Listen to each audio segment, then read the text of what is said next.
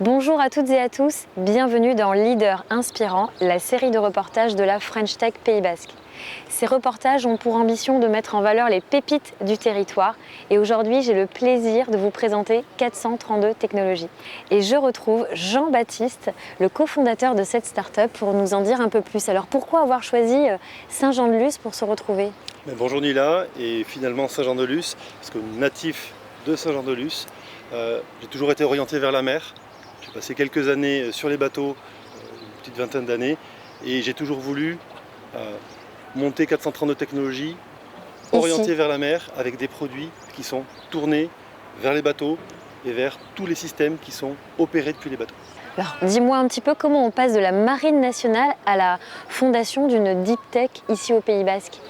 Finalement, c'est assez naturel. Dans la marine, j'étais amené à faire pas mal de postes, différents postes, à la fois des postes opérationnels, naviguer sur des bateaux, opérer depuis des bateaux, et puis aussi des postes d'encadrement. On vient diriger une équipe, diriger des prévisions, alors pas forcément financières, c'est l'État, c'est compliqué, d'autres types de prévisions. Et finalement, ça apporte pas mal de compétences, pas toutes forcément, mais d'une société et l'envie de faire évoluer les choses, d'inventer de nouveaux systèmes est aussi portée par la Marine nationale. Et tout naturellement, ça m'a amené, lorsque la fin de mes contrats est arrivée, de basculer sur la création d'une entreprise orientée vers la mer et l'aéromaritime. Alors du coup, est-ce que tu peux nous dire de manière pratique ce que développe 432 Technologies en termes de solutions innovantes? Alors, à 432 Technologies, on cherche à faire opérer les bateaux et tous les engins qui sont déployés depuis les bateaux, des robots, des hélicoptères, des sonars, des petits zodiacs. Mais ce n'est pas des bateaux de ce type-là, c'est des bateaux beaucoup plus grands pour les faire opérer de manière plus sûre, augmenter le niveau de sécurité et également les faire opérer dans des conditions plus complexes que celles qui sont permises aujourd'hui. C'est-à-dire augmenter le rendement d'emploi. Comment est-ce qu'on opère ces bateaux de façon plus sûre pour les équipages et anticiper les mouvements futurs pour pouvoir travailler de façon plus efficace. Plus efficace, plus sereinement. Exactement. Donc c'est des outils d'aide à la décision que vous développez. On développe des capteurs, des outils d'aide à la décision et on intègre tout ça dans les bateaux et dans tous les petits systèmes qui sont déployés par ces bateaux. Et ça vise quoi comme type de marché? C'est le marché des câbliers, fibre optique, c'est quasiment 100% de notre internet, 99%. Les câbles électriques, il y en a un qui a été déposé il n'y a pas loin ici entre la France et l'Espagne, mais c'est également les câbles entre les champs d'éoliennes et la terre, les pipelines, le transport, en fait tout ce qui constitue le socle de notre société moderne et qui passe par la mer. Et aujourd'hui, c'est ces gros bateaux-là qui font entre 6000 tonnes et plusieurs dizaines, voire parfois centaines de milliers de tonnes qu'on vient travailler, c'est bien tous ces travaux offshore. Très bien.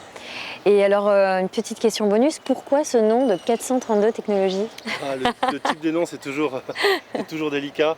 En fait, 432, c'est 432 Hz, c'est le La de référence pendant longtemps. Il était à 432 Hz, maintenant il est à 440. On a voulu faire ce petit clin d'œil. Et puis ça permet aussi, lorsqu'on débute une société, notamment dans ces milieux de temps long, de ne pas être dans la liste du milieu avec des chiffres, on est soit tout en haut, soit tout en bas. C'est vrai, c'est vrai. Vous n'êtes pas classé par ordre alphabétique, vous êtes tout en haut souvent. Voilà, ou tout en bas, mais ça permet d'être un peu clivant directement en haut, en bas. Trop bien.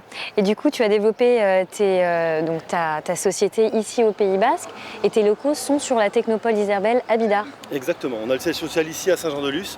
Voilà, c'est bien ce berceau et on voit d'ailleurs un bateau qui va partir.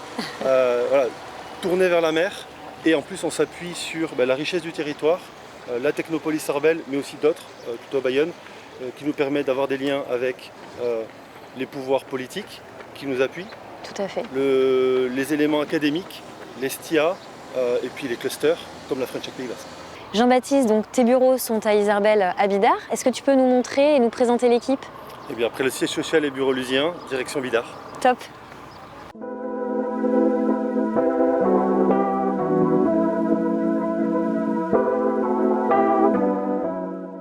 Bonjour l'équipe. Bonjour. Jean-Baptiste, tu rejoins donc à Estia Entreprendre, au cœur de la Technopole Isabelle. Est-ce que tu peux me présenter tes équipes? Oui, bienvenue dans nos laboratoires et nos centres de développement de logiciels embarqués. Ici, nous avons Félix, alternant et en deuxième année à l'Estia, qui nous a rejoint à l'été, tout comme Nicolas, qui est également alternant, qui est de l'EMISA, la nouvelle école de Ah la oui, CCI. trop bien. Et sont en télétravail aujourd'hui le reste de l'équipe, François et Olivier. Olivier est spécialiste en capteurs et machine learning, et également François, spécialiste en développement bas niveau et système embarqué. Ok, et dans l'équipe, vous êtes donc aussi 4 cofondateurs, c'est ça? On est globalement 4 cofondateurs et on est 5 aujourd'hui, 5 salariés au sein de 432 Technologies. Trop bien. Alors, est-ce que tu peux me présenter justement, toi qui as vécu dans la Marine nationale des situations très complexes, très difficiles, ton métier c'était de chercher des solutions et donc tu as développé 432 technologies. Quelles solutions tu as développées pour soutenir justement ces prises de décision assez difficiles? Eh ben, effectivement, c'est issu de ce constat. Opérer en mer, on opère dans un environnement qui est complexe, un environnement hostile, qu'on ne peut pas maîtriser, qu'on ne peut pas arrêter. Contrairement à une voiture, on ne peut pas se mettre sur le côté et stopper.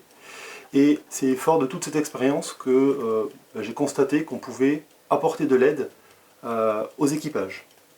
En particulier en pleine nuit, dans une tempête. Et pourtant, dans ces éléments extrêmement compliqués, il faut pouvoir continuer à opérer.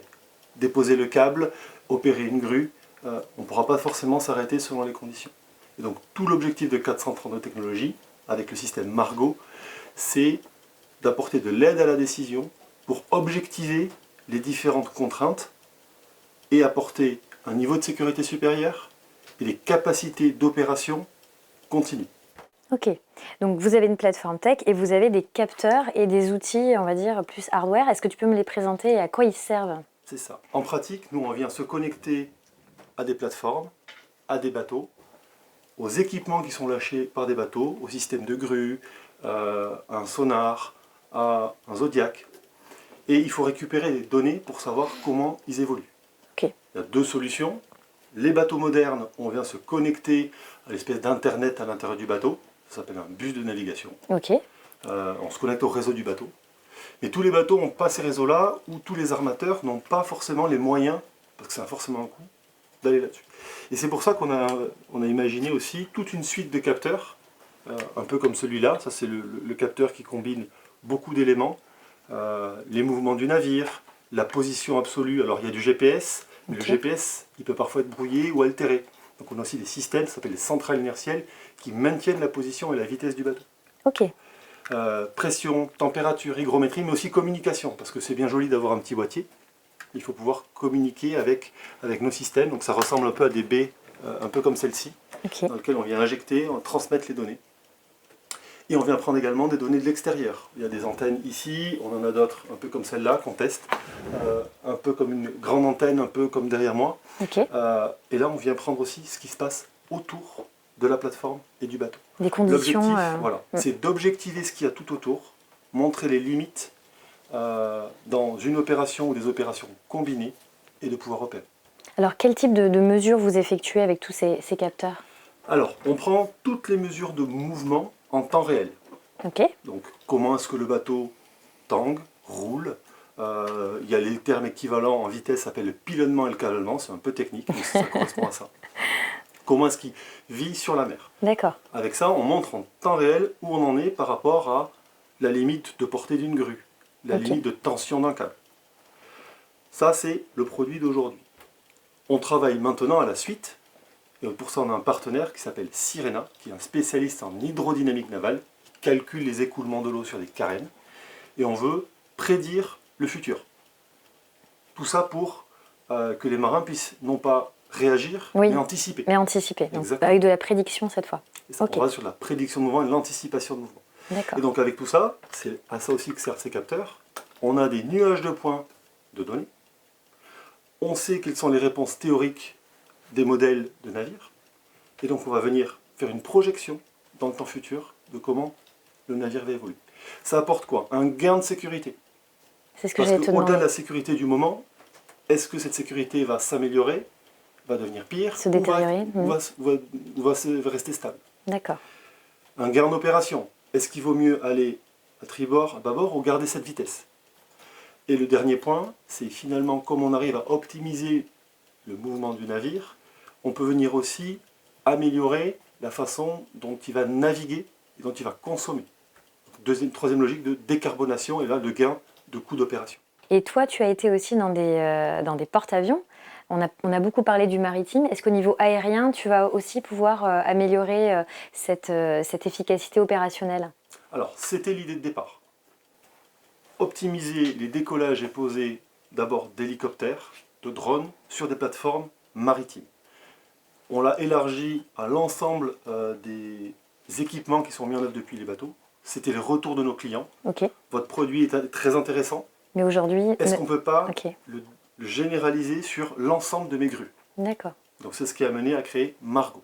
Oui. Mais effectivement, on a aussi été sélectionné par l'Agence européenne de l'innovation et des technologies, ça s'appelle l'EIT, dans le cadre des mobilités urbaines du futur, pour décliner ce produit sur les mobilités urbaines.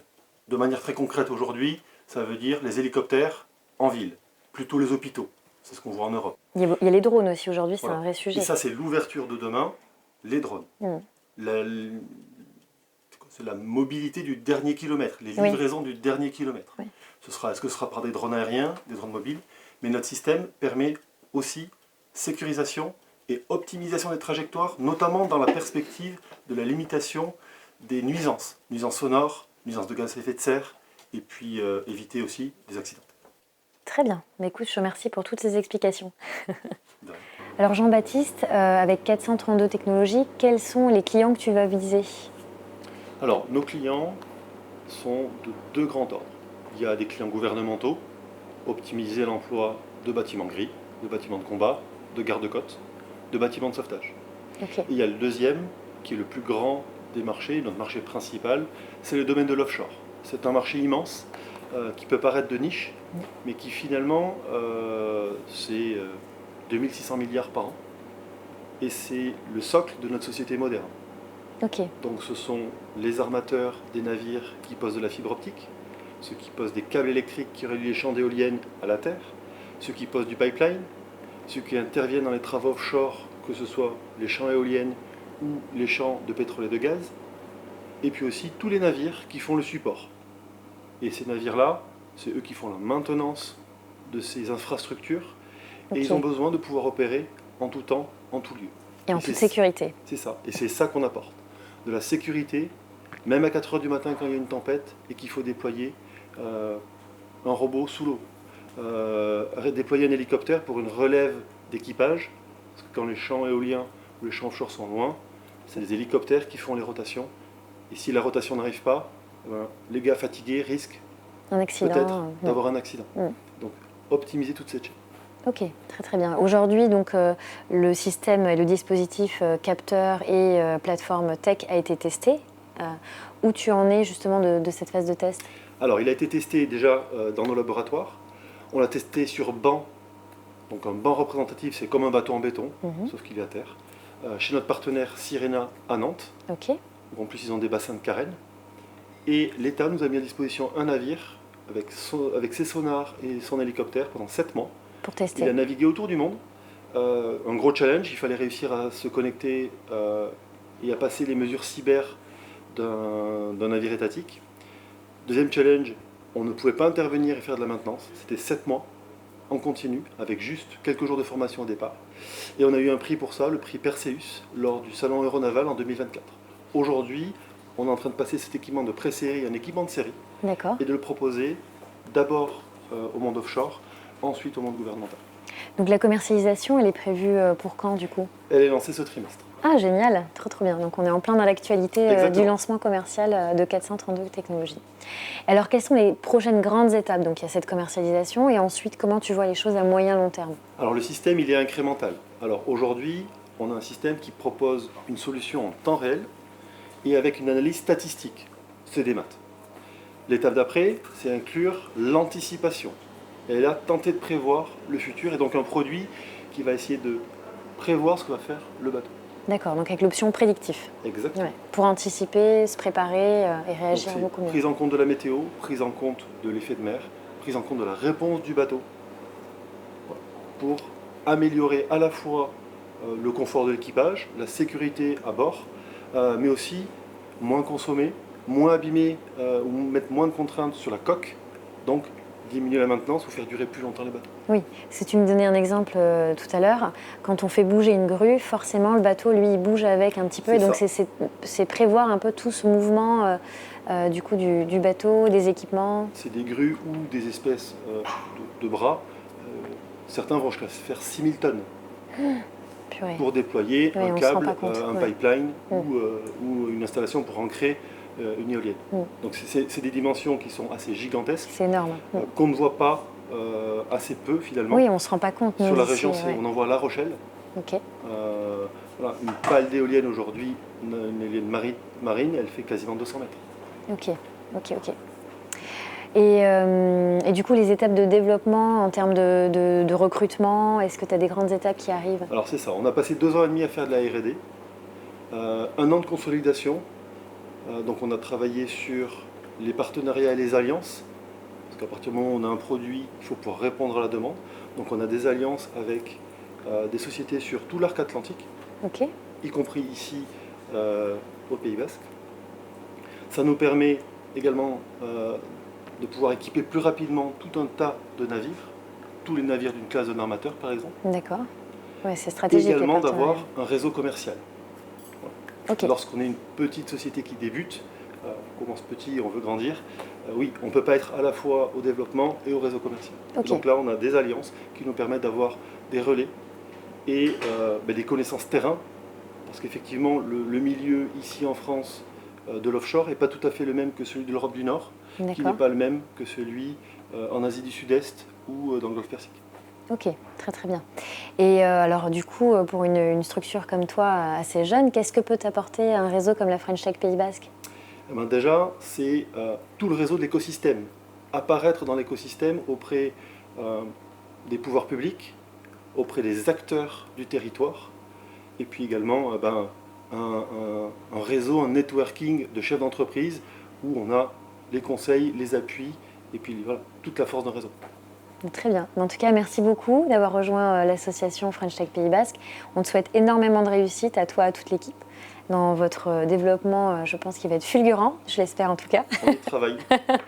On espère aussi.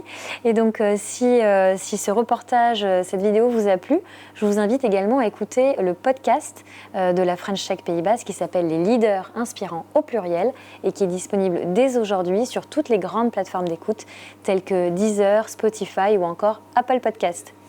Merci encore à tous d'avoir écouté et vu ce beau reportage. Et si vous souhaitez en savoir plus sur l'asso, suivez nos actualités sur LinkedIn. À bientôt. Merci Léa.